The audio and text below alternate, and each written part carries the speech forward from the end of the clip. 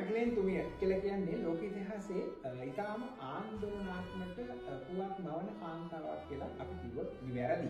මේකට හේතුව තමයි ක්‍රිස්තු වර්ෂ 591 දී පළවෙනි ග්‍රෙගරි පාප් වහන්සේ විසින් කරපු අත්තරද්දක්. උන්වහන්සේ වැරදියට අර්ථ දක්වනවා මේ මේරි මැග්දලින් තුමිය කියලා කියන්නේ බයිබලයේ සඳහන් පෞකාරී ස්ත්‍රිය කියලා. හැබැයි මේ කතාවට කිසිම සාධකයක් හෝ සාක්ෂියක් ඇත්තේ නැහැ. අද වෙනකොට ඉතිහාසඥයෝ කියන්නේ ඇය අතන ගලීලිය ප්‍රදේශයේ ජීවත් වෙච්ච ධනවත් කාන්තාවක්. ඇයට ඍජුව රෝම අධිරාජ්‍යයට විරුද්ධව කටයුතු කරන කැරලිකරුවන්ට මුදල් ආධාර දෙන්න බැරි නිසා ඊට වඩා සාමයේ ප්‍රේමයේ දහමක් දේශනා කරපු පොඩි කැරලිකල් රූපයකින් කටයුතු කරපු ක්‍රිස්තුස් වහන්සේට ආධාර කොටාර කරපු ධනවත් කාන්තාවක් විදිහට. ඉතින් මේ කතාව එහෙම වුණත් වසර 1400 තිස්සේ මේ කතාව නිවැරදි වෙන්නේ නැහැ. මේ කතාව අවසානයේ නිවැරදි කරන්නේ 1969 ආදරවන්තයන්ගේ දවස පෙබරවාරි 14 වෙනිදා එවක පාප් වහන්සේ විදිහට කටයුතු කරපු සුදෝතම 4 වෙනි පෝල් පාප් වහන්සේ.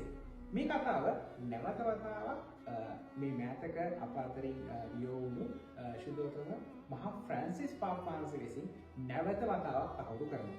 මේ කතාව තහවුරු කරාට අද වෙනතුරු මම සමහර වෙලාවට දැකලා තියෙනවා මගේ දුරු දේවයන් වෙන ලංකාවේ ජීවත් වෙන ඉතාම දක්ෂ නැනවත් කතෝලික පූජකවරුන් පවා මේ වැරදි කාරණාව තවමත් වැරදියට දේශනා කරනවා. සමහර චිත්‍රපට අධ්‍යක්ෂකවරු, කතෝලික නිෂ්පාදකවරු තවමත් නොදැනුවත්ව ඇයව මේ ආකාරයට හඳුන්වනවා. ඉතින් මේ කතාව අපි නිවැරදි කළ යුතුයි. මොකද කතෝලික සභාව දෙවරක් පාප් වහන්සේලා දෙදෙනෙක් මේක නිල වශයෙන් නිවැරදි කරලා තියෙනවා. ඒ වගේම බයිබලයේ කිසිම තැනක මේ කතාවට ඒ කියන්නේ මේරි මැග්දලින් තුමිය කියලා කියන්නේ පෞකාරීත්වය කියලා හඳුන්වන්න ප්‍රමාණවත් සාක්ෂි කිසිම තැනක නැහැ. ඒක නිසා මගේ ආදරණීය ඉල්ලීම ඔබ කතෝලික පූජකවරයෙක් නම්, සහෝදරතුමෙක් නම්, කන්‍යාසුවරියක් නම්, ඒ වගේම දහම් ගුරුවරයෙක් නම්, ඒ නැත්නම් අඩුම ගානේ Facebook එකේ නැත්නම් සෝෂල් මීඩියා වල ඇක්ටිව් වෙන කැතලික් කෙනෙක් නම් අනිවාර්යයෙන්ම මේ කතාව නිවැරදි කරලා විශ්වාසිකව මතට නිවැරදි කරගන්න අරගෙන යන්න.